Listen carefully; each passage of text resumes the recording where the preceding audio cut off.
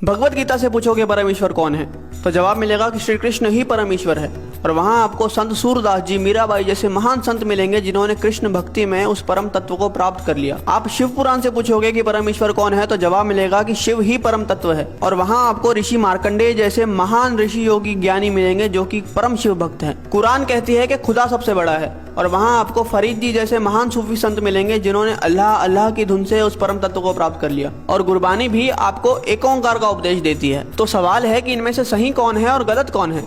और जवाब है कि इनमें से सही तो सारे हैं, लेकिन गलत वो इंसान है जो इनमें से किसी एक पथ पे चलते हुए बाकियों का अनादर करता है, अपमान करता है। इसीलिए कबीर जी ने कहा था कि कबीरा कुआं एक है, यानी कि वो जो परमात्मा है वो एक विशाल कुएं की तरह है और पानी भरे अनेक, यानी कि हम और आप अलग अलग नामों से, अलग अलग स्वरूपों से उस भगवान को पुकारते हैं। लेकिन आगे कबीर जी कहते हैं कि भांडे ही में भेद है और पानी सब में एक। मतलब जो भांडा है यानी कि हम, भेद तो यहाँ पे है, क्योंकि आप इंसान को तो अलग कर सकते हो लेकिन भगवान को कभी बांटा नहीं जा सकता। अब प्याला चाहे सोने का हो या पीतल का, उसके अंदर जो पानी है वो तो अंत में प्यास ही बुझाएगा।